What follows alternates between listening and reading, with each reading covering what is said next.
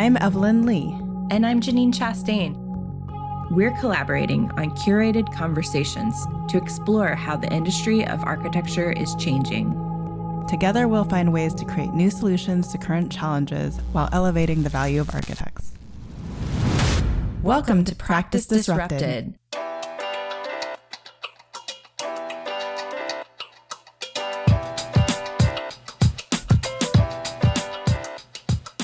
Hello, listeners. Hello, Janine.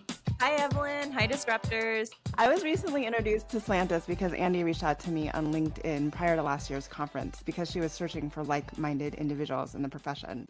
LinkedIn is a good place to meet people, apparently. Anyways, there was an immediate connection, and we've been actively looking on how we can partner on a number of different fronts. But I really felt it was important to tell their story about arc sourcing and its evolution to Slantis, and what it means for these two wonderful co-owners going forward. What I have learned about them so far is that they are high energy entrepreneurs. And so I know that this conversation is going to be an exciting one. And I'm looking forward to hearing more about arc sourcing and all of their entrepreneurial ideas that they are investing in. So I'm going to leave it to our two guests to really tell you about arc sourcing and its evolution to Slantis. But what I really see them doing is being an extension of architecture firms, or actually a team within a firm, that will ultimately help make architecture firms more flexible and adaptable going forward and enable firm owners to really focus on what matters most when it comes to building business and client delivery. Andy, you're nodding your head, so why don't you start off and tell us a little bit more about you and yourself, and then Mercedes, please follow up. Hi everyone. Thanks so much for the invite. Hi Evelyn and hi Janine. So you kind of described it perfectly, but yeah, my name is Sandy. Robert, I'm an architect, trained architect, and co-founded Slantis like 7 years ago with Mare, which is right here joining us. Right now, I'm more into the sales marketing side of the business. And Mare can tell a bit more about what she's doing. We've grown into a team of about like 50 people right now with 3 offices. If you're hearing like a funny, interesting accent, it's because I'm a native Spanish speaker. I was born in Uruguay, South America. If you don't know where that is, you can go and search it right now. That is very, very south, like 9-hour flight from southern United States. A bit about myself: I studied architecture. I lived in Germany for a while. I'm a mom of 2 and super fun advocate, entrepreneur. I love the entrepreneurial world, and yeah, that's basically it. So I'll leave Mare now to introduce herself. Thanks. Hi, everyone. Thanks, Evelyn. Thanks, Janine. It's amazing to be here. So I'm Mercedes. People call me Mer. I'm Uruguayan too. I've lived like a bunch of time in France, so I'd like to say I'm half Uruguayan, half French. I also am a licensed architect, but studied then digital fabrication. So I did venture on technology quite fast in my career and really fell in love with it. At Slantis, I'm more on the innovation and operation side of things. Really looking forward to talk about what's going on in our industry and how we like to push it forward quite fast, actually. I mean, Andy, you and I talked about kind of the evolution of technology in Uruguay, and I don't think most people are aware of what's going on there. So why don't you just give a background of why what you're doing in Uruguay is not entirely unique or out of the realm of what else is going on? So here in Uruguay, what's going on is that we're kind of like the Latin American Silicon Valley. Our country, we're a very teeny tiny small country, like 3 million people, but our country has developed very aggressive policies in terms of promoting technology and exporting technological services. So our company is in an environment which is highly technological. Even the place where our offices are located, it's surrounded by tech companies. So we are very, very in contact to how these companies operate, how they are treating their people, thinking of the business in general. So we were discussing this and we felt very close with Evelyn because, of course, she's working at Slack. So we are very, very aware of how tech companies are seeing business in general, let alone their people policies. So this is kind of the situation right now. We are like 5 floors away from 2 unicorn companies. And we know the owners here because Uruguay is very small. So that's like a huge advantage of being able to like have 1 degree of separation basically with everybody here. And it's very, very nutritive, I would say, to be able to be exposed to these leaders with a very different perspective to what architecture usually is seeing. Yeah, and like Uruguay, it's, I would say, small and mighty somehow. Like it's a 3 million people country. We're the number one software exporter in the world, and then the technological story of Uruguay started a while ago. Even if we have a couple of unicorns and a couple more on the pipeline, so those companies Andy was mentioning, they're from Uruguayan founders, which is crazy given the size of our country.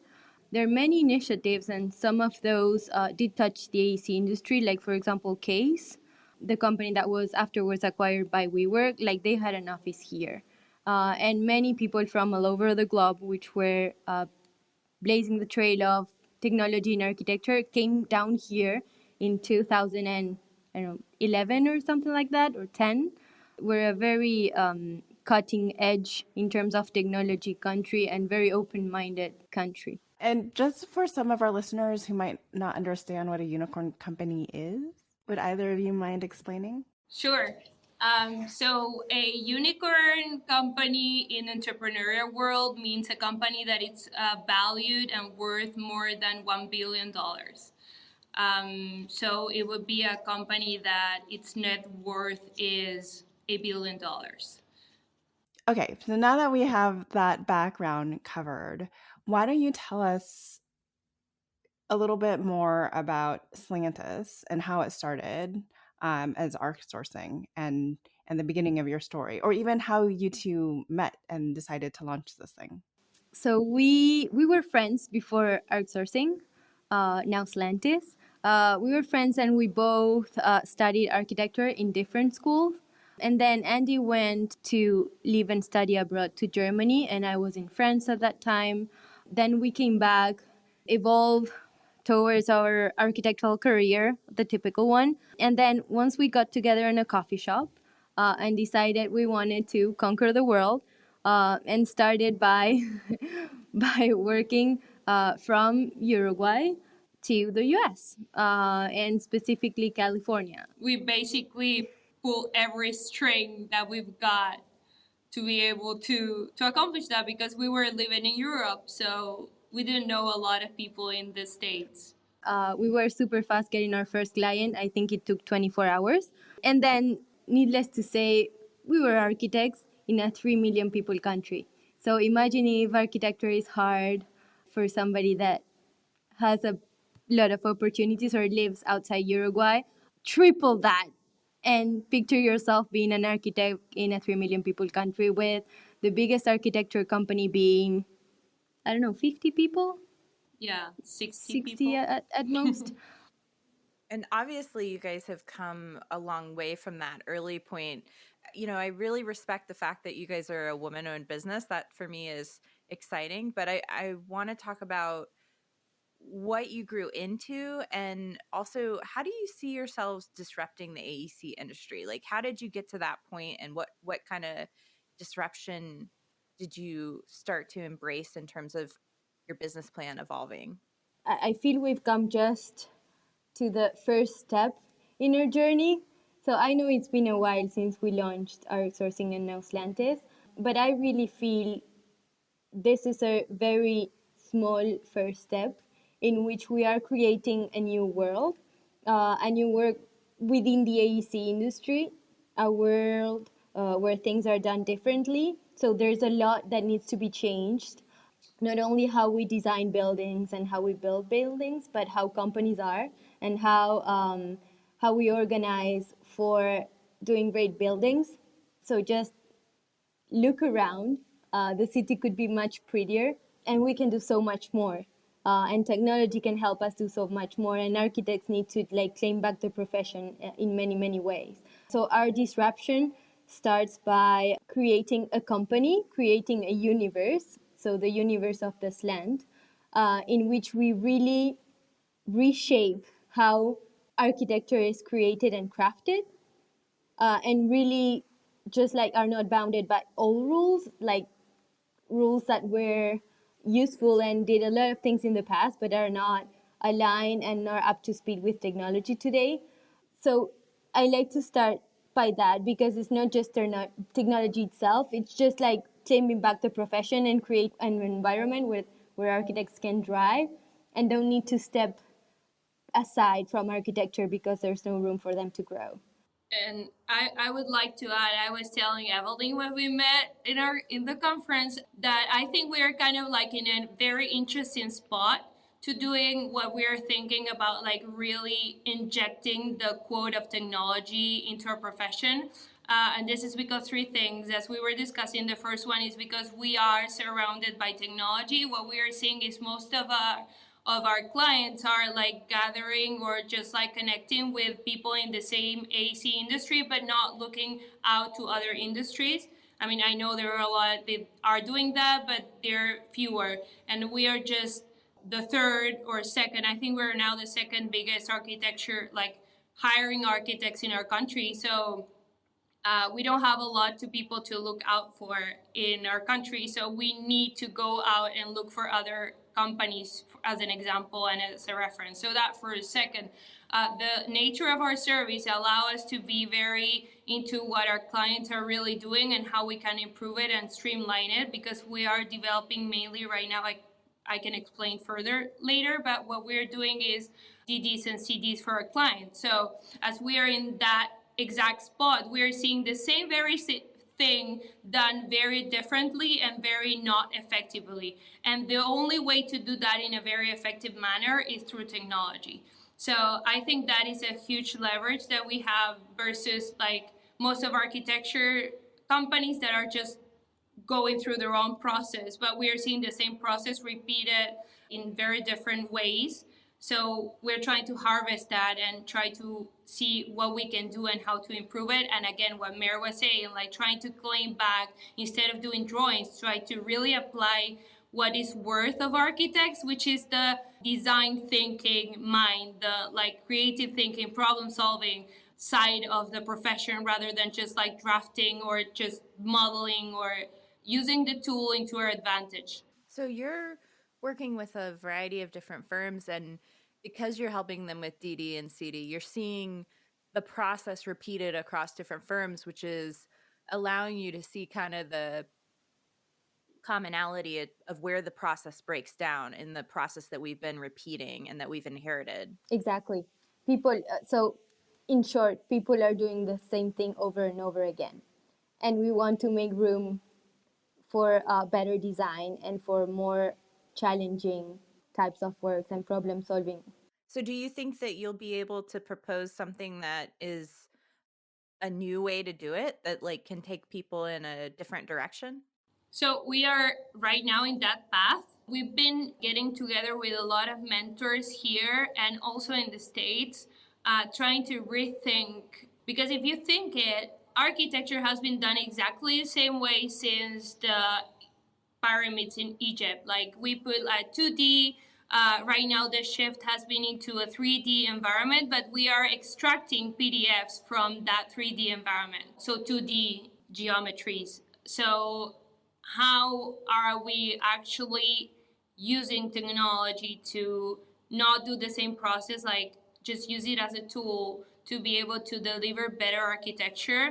I mean, it's a problem that every architect has, exactly the DDs and CDs face, and how you effectively deliver it in a way where has an impact on the built environment. So we've been getting together with a lot of mentors here. There are a lot of technology people too, like technology leaders of very big companies. bringing to them the problem, because this is the funny thing. This problem is of architecture, but this problem has been seen in other industries already. And they were already disrupted in other industries. It's just that architecture hasn't really received already like the Uber or the huge disruption. So who is going to take that place and who's going to actually change it? We were seeing, of course, WeWork, we were seeing Katera, we were seeing a lot of these companies, but now what is the next big disruption? How are we thinking about architecture very differently? How are we integrating technology into that combo?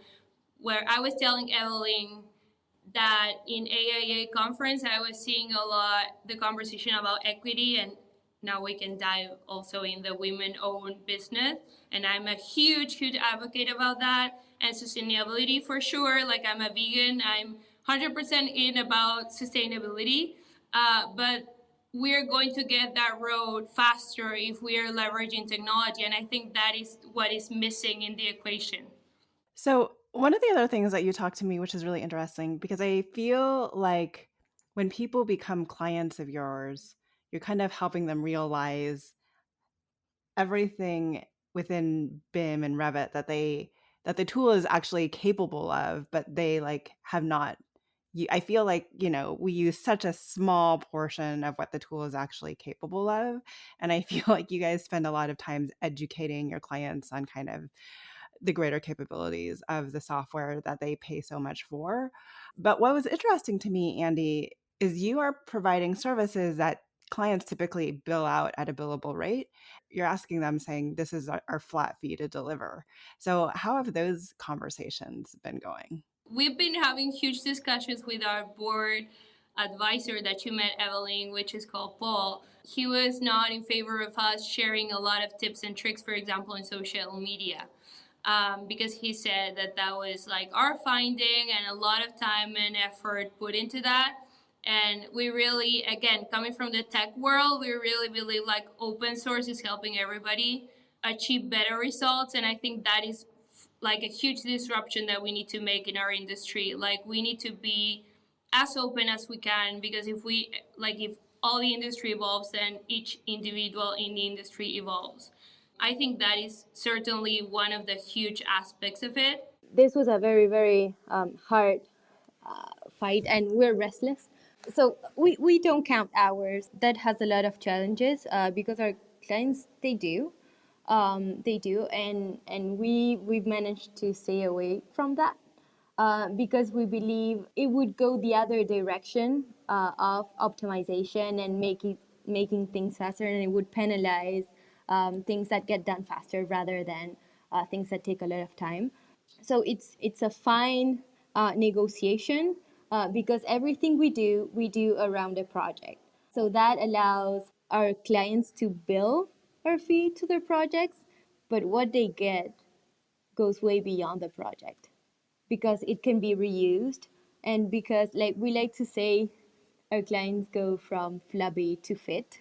Even if there's a project and we quote around a project or a specific development, what they get goes beyond that. And once they realize that, they're happy to jump into a BIM consultancy or more strategic technology consultancy because they have already seen the value.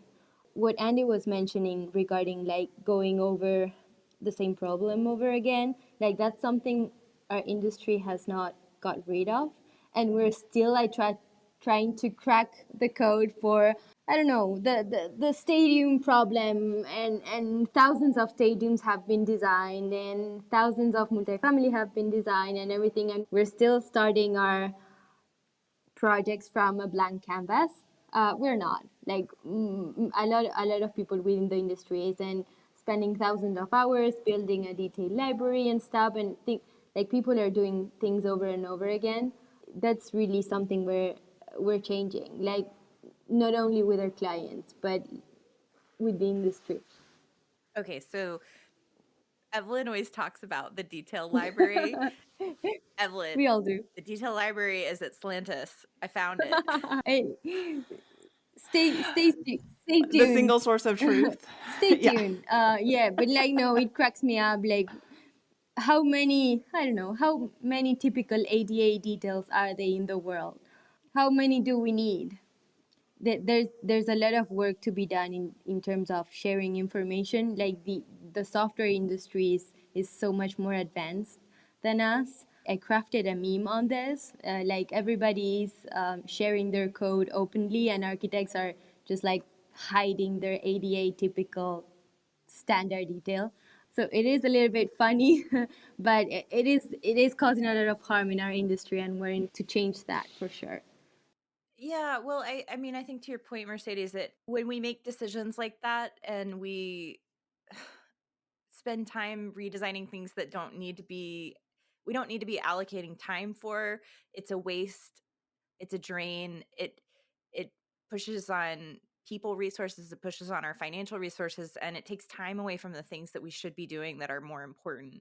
So I guess, for those who are still reconciling this idea, I would challenge you to think about the opportunity by moving past like where interns are going to research something that is a standard in the industry because they don't know it, but then you have to put it into your technology, and then so you're spending time designing something that's like not a high value use of people's time. It might be a learning opportunity for that individual, but it doesn't necessarily mean that it's a productive use of your time on the project or for your client. So it's a hard thing to reconcile, but I think that there's a lot of I would say consequences that were unintentional because of technology and because of our adoption of it, to shift the entire way that we work and to start moving our projects into a technological space.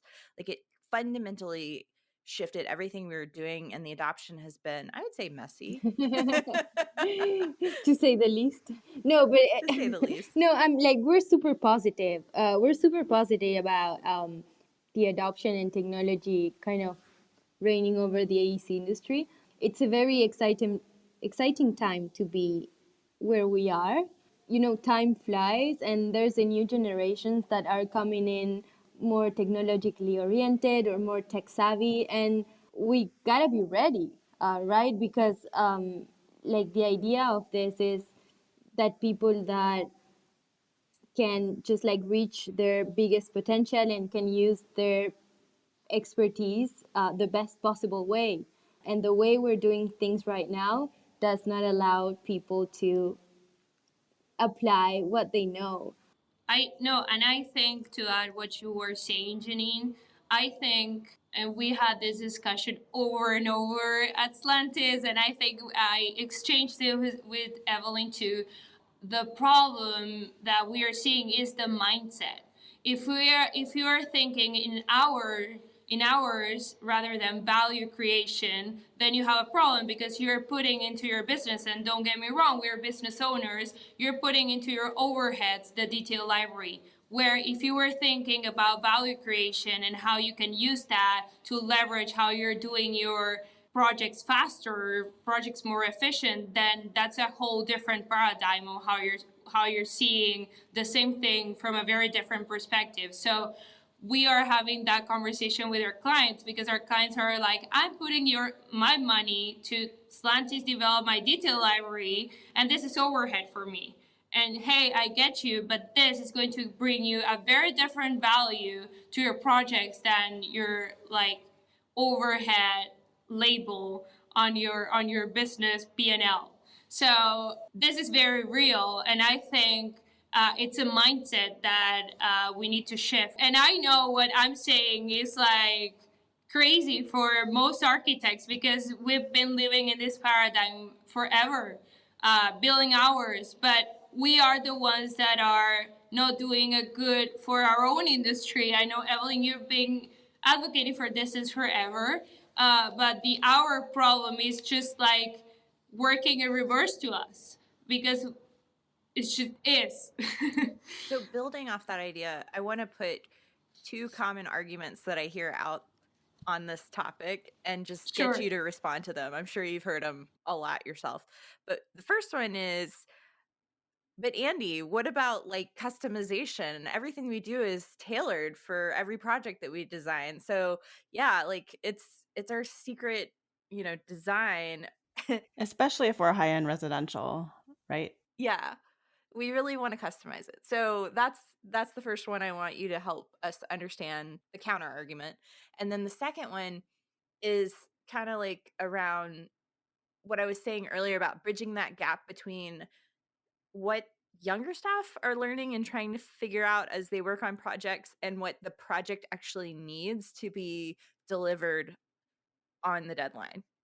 So I would take on Mary, if you want, the first one, which is the customization. Mary, I'm sure she has a lot to say about this.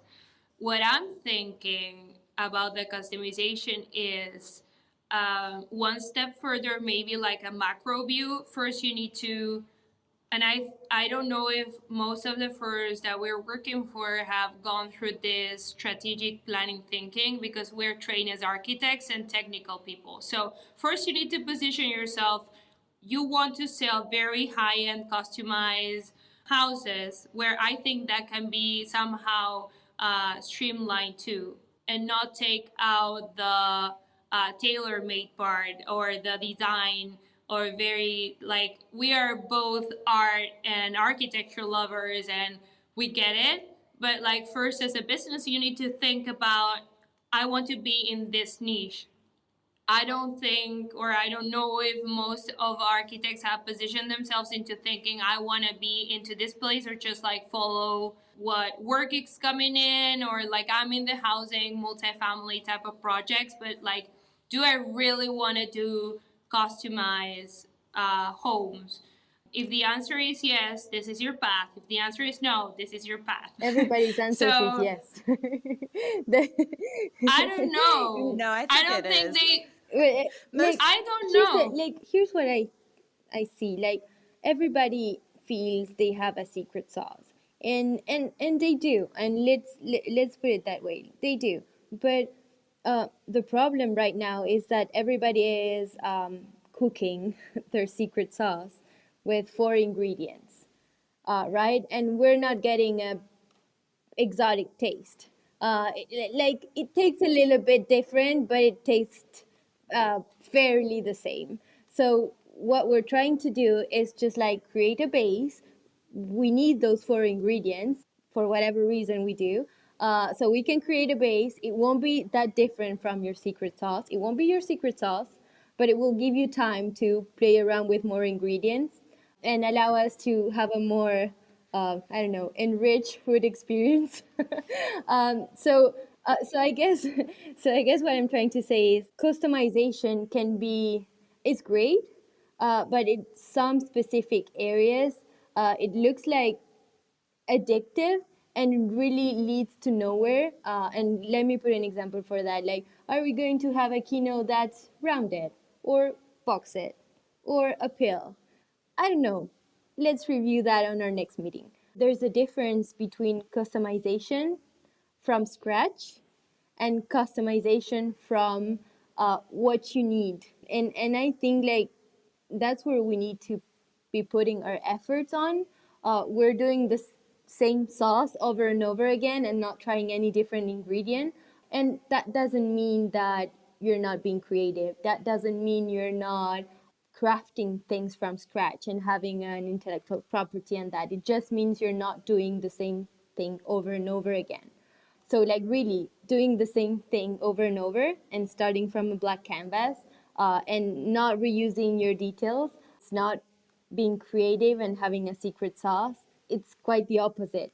I also find that customization happens at this like really small scale, right? Like if you have a door, you still need a door frame.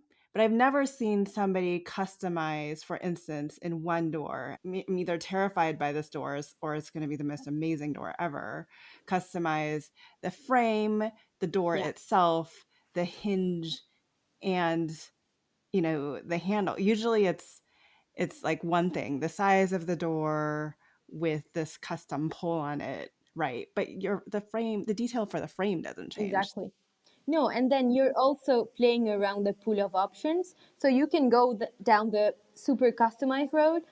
We've seen that, like very, very, very few, like in high-end houses in Napa Valley, let's put it that way, which is not our main market. But like when you're customizing, you're certainly going to buy that door from a manufacturer and somewhere. And tools can be quite tricky there because, like, let's say a gypsum board, you can have a gypsum board from wherever thickness you want, and that's not true, because in the end you have 2 or 3 possibilities in terms of thickness. Tools sometimes play tricks on us somehow because they give you possibilities which we are not going to choose afterwards, whether it's for budget reason or for feasibility reasons. Everybody wants 100% customized, but that's not the choice you make every time when there's budget and feasibility and timeline. Janine, I don't think we've even touched on your second I know. question. No, but that's You'll such a have to great restate response it. because I think, Mercedes, what you're saying is like it's like scalable. The customization is like understanding what those, to your metaphor, 4 ingredients are, and then understanding what the real design potential is. Is it about the volume? Is it about the skin? Is it about the shape of the building? Is it about the customization of a beautiful staircase that's going to be your like star of your photo when you do final photography? Like, what is it?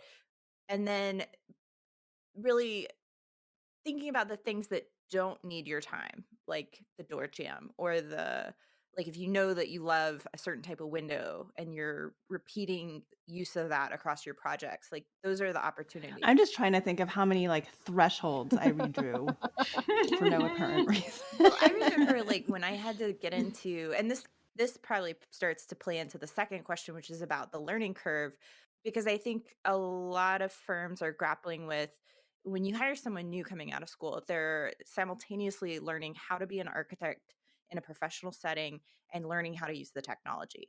And that yields a lot of problems in terms of trying to get stuff done on time because our industry has designed an educational process that requires and is dependent on people learning in a project setting. And yet our deadlines are in contrast in a very significant way against that, where there's not a lot of time built into accommodating that. So like I remember when I was learning how to work on projects, like learning wall types and learning how to put those wall types together in Revit, like, and there's like lost time spent learning that you have to account for in the process that also makes projects highly inefficient. So I guess I'm wondering, like, how do you grapple with that? What's the bridge and how do you respond to meet the needs of both learning and productivity, which is a really hard question. We discussed briefly this with Evelyn. I mean, not entirely, but we discussed about, for example, the onboarding process in tech companies and how, again, we have this amazing training about designing that we can use it to other areas, not only to architecture.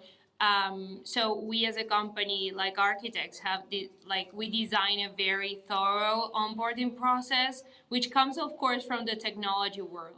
So are we as architects thinking about how we are onboarding our people and how we are training our people and how we are, and I don't think we are, again, because we're just like, oh, we have our hands full and we need somebody right now, like coming right into the project because we have a deadline, and that person is like drowned and swamped in like so. Gosh, Andy, preach. Like, this is like so the problem. This is like you're speaking my language. Like, Andy, I don't have time to onboard them. I'm late on my deadline. I just need to get it out the door. I just need them when we need to hire them as fast as we can. I need them on day one working in this. Oh, and what? They said they know how to use Revit on their resume. They don't know how to use Revit. And then it's funny, everybody like, okay, when do you need to start? Tomorrow? And everybody needs to start tomorrow. And then when that started to happen to us, we just took out the 4 ingredients of the secret sauce. And like, it's funny when we are collaborating with a firm, and let's say they have a project and a team of, I don't know, 4 people is working on that project, and they just want a couple of more people to jump in. their first question would be, would you take care of the onboarding? Because nobody wants to do that, and it's just because nobody just had the time or just put aside the time to understand what was needed and what is the most effective way to go over like the bullet points or the onboarding process for different people which have different kinds of experiences and backgrounds, and what are the highlights of a firm standards, or what are, because we all do architecture, yeah, for sure. We all know what a construction document set is, yes, but everybody has its own ways, which are not 100% customized. Like people hand in floor plans and elevations and use keynotes and all that stuff. So there's a common knowledge. And again, the problem here is the mindset. Why are you going to invest in designing an onboarding process, which is an overhead for your people, and you are not able to build it accordingly? Well, let me tell you, if you're designing it, put in the time, which you consider overhead, that is going to definitely like speed up your process of doing projects, because the people that is entering your firm are going to be much more trained, or at least like with a baseline to be able to move around, which is what we are constantly hearing. So I think again the problem is like one step above, which is mindset. Like if we are thinking in hours, then you're seeing everything that it's not project build, or like you're billing by project as overhead, where you are not seeing the real value creation and the impact that has on the rest of the firm.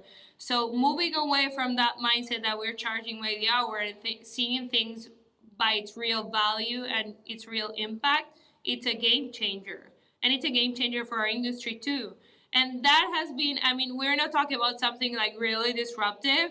This has been already proven by the tech industry over and over again. So it's not, oh, we're talking about something new. This has already been proven in other industries. It's just we're not seeing it in ours. The onboarding starts the day you have the interview for sure, but then it keeps going onwards. So like everything that's like talent development and harvesting lessons learned from projects, and understanding like what things we've discovered during a development can shift other projects and we can harvest and then reuse. That's another whole part of it. Will you be billing hours there? I don't know. Will it change? Will it change and speed up the process and definitely find room for improvement? For sure. So like when we do that, everybody's like, oh, look what they did, and it didn't take that much time. We just paused, get out of the project rat race and thought, and just look for problems and solutions. Yeah, the biggest thing, I mean, I've always had with hourly rates, and we talk about this a lot on the podcast, is that it disincentivizes any of these process improvements, essentially, that you're talking about. So talk to me about the people that you guys hire for Slantis. I mean, you talked about this onboarding process, but like, who are you hiring? And talk to me realistically about, are they, how they might feel and how even you guys might feel about helping other people deliver upon their designs rather than crafting your own. That is a frequent asked question that we have. And even for ourselves, what you think is fun. If you want to check it out, I recently wrote an article about how building a business and building buildings is very similar at some point. And I think that really applies to life itself. So that is something that we have as a frequent asked question for sure. To the people that we hire, and going directly to what you were asking, we are looking for very curious, very people that really think outside the box, not just architects. And I think also our profession is really focused on the technical aspect, which is perfectly fine because that's how you actually put together a building, definitely. But we are thinking and looking very aggressively for people that are looking to improve our profession in a very different way. Sometimes it's from technology, sometimes it's from a very technical aspect, sometimes, but just really eager to improve and seeing something that is not working and really putting their hands onto that. Regarding design, again, if you're thinking and you're looking into this perspective of something that you can improve, there's always design on it. So I don't think people in our team is getting bored or even thinking that they let down something or that gave up something or switch something or switch career path because they are allowed to design in their own realm. Even if it's a process, even if it's a team, you always have the possibility to design something. So we are looking for people that are looking into design but not necessarily into the architecture realm. I don't know if that makes sense. More on the design technology side, for example. And then as for design itself, there's a high range and spectrum of schematic design. Like, not every design comes settled when we jump in. Yeah, that also is true. Yeah, and I guess that taps into some of the questions that we had kind of wanted to ask you about what drew you to launching this business model, and like particularly what keeps you excited about BIM as a medium that you're using all the time with your clients. I think I'm not excited about BIM itself, but by the fact that it was the first technology or the only technology that has awoken the AEC industry to do something about it. So it's not like we've reached to a point in which technology started to enable us to think differently. So this has been on for a while, but for some reason, this was the technology that brought everybody into the technology boat, and everybody's convinced that they need to do a data-driven model or BIM or whatever, and they can make the most of it. I see BIM as the excuse for everybody to just open the door and open their minds towards a different way of doing things, rather than the specifics of the methodology itself. And then I really feel the door is open. And again, there's a new generation coming in with a lot of energy and like technology inclination. So I think that's what gets me excited the most. What do you think that the profession needs to understand about the advancement of BIM in our industry? That there's room for everybody. That there's room for everybody. I'm going to be very conceptual, but like, people are afraid of spending a lot of money and in BIM or in technology or in consultancy or whatever, and not getting there or not getting the value back. So there's room for owners. So some people which are more advanced in their careers, are afraid of just like not being able to keep up with the technology and just like not being able to use or their I don't know, code knowledge, or just like very development. There's room for them too. Some younger people are, and everybody has their own doubts, like, I think this is not great because of this and that. And I really think technology makes room for everybody, and our industry has failed to see that because of, I don't know, intellectual property, or it's my design, or it's my drafting detail, or it's my whatever. And we're failing to see that, and owners are failing to see that, architects are failing to see that. And I really think it's the next evolution, not of the industry, not BIM itself, just technology. The evolution, not only for the industry, but that involves the best evolution for everyone.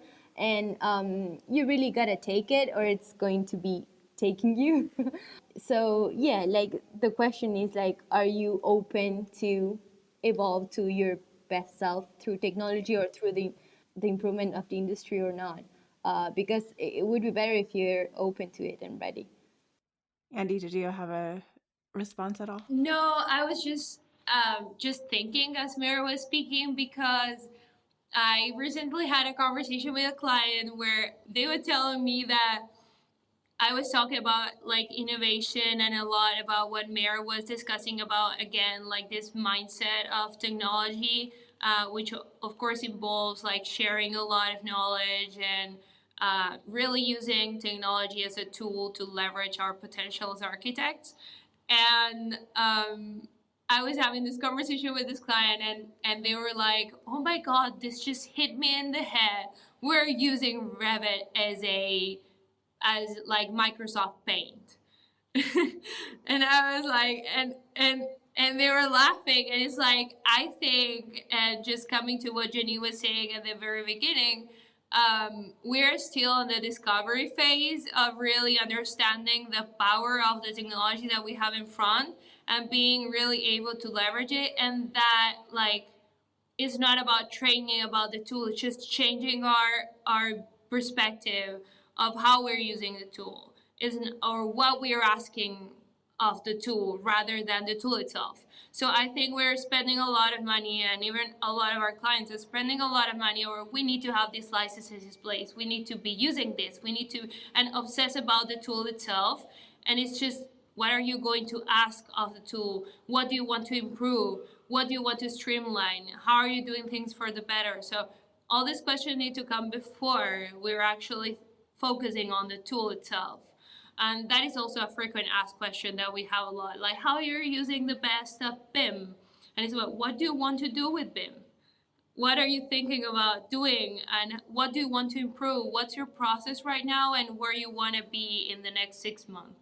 I think there's a lot of confusion about that too, like trying to use the tool for something that you're not even sure what you want to accomplish. But we need to be on the BIM boat, right? As Mary was saying. Yeah. So let's know BIM. we need to use it, but we don't know what to do with it, or exactly.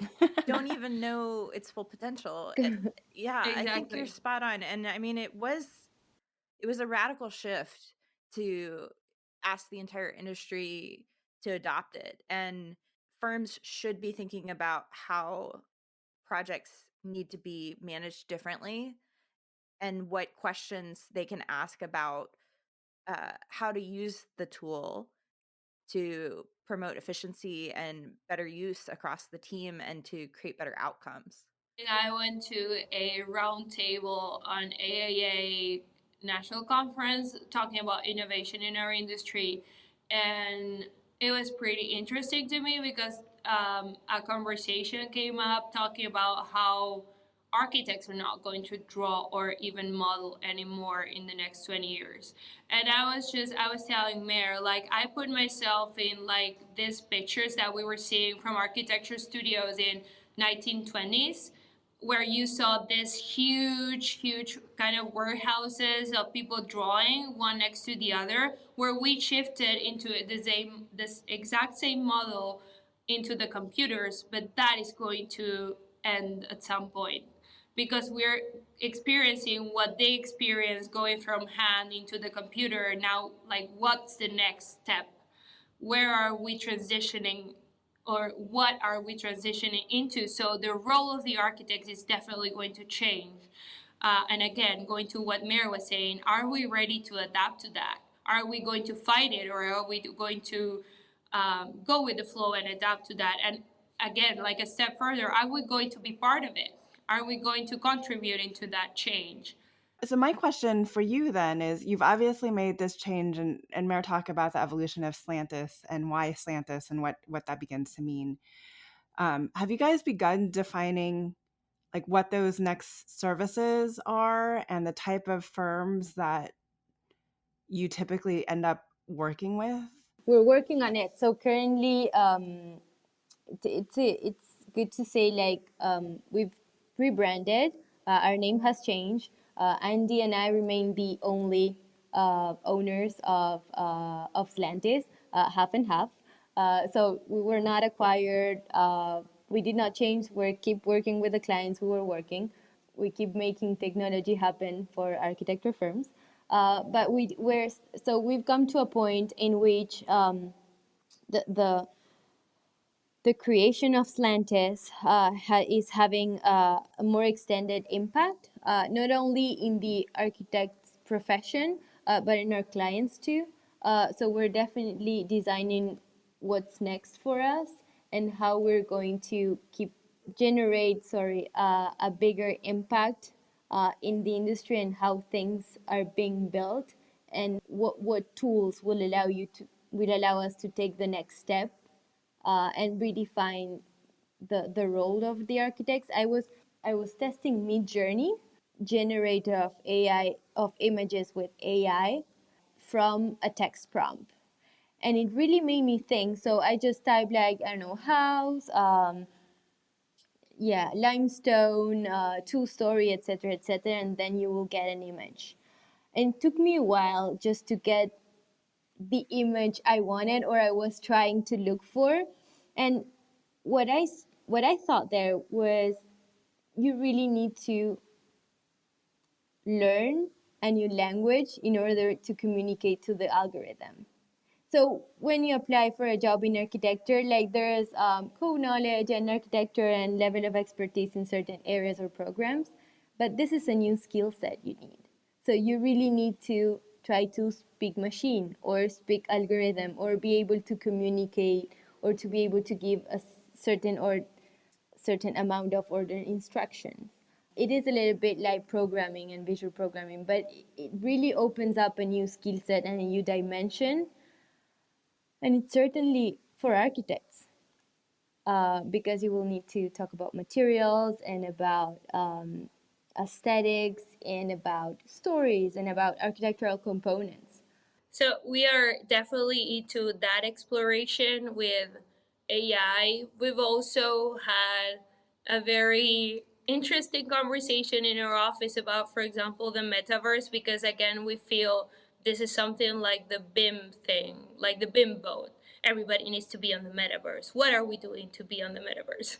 And kind of try to dig a bit, like dive a bit deeper into what does it mean right now to be building on a digital environment, and what tools like BIM are into that, and how we are that translating into the build real environment, or are we actually translating that, or is going to be a thing to just keep it digitally, and how we're positioning, because like building DDs and CDs or how we're doing that is exactly the midpoint between what's happening in the digital world and how it translates into the build real environment. So we've been having this back and forth on, we don't know exactly if it's the metaverse, but like how this is talking, like these parts are talking to each other.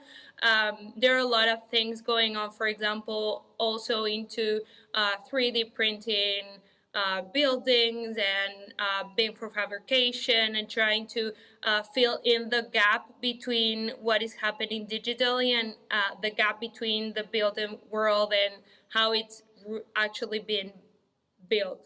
And Mare, coming from a digital fabrication background, comes in handy, certainly.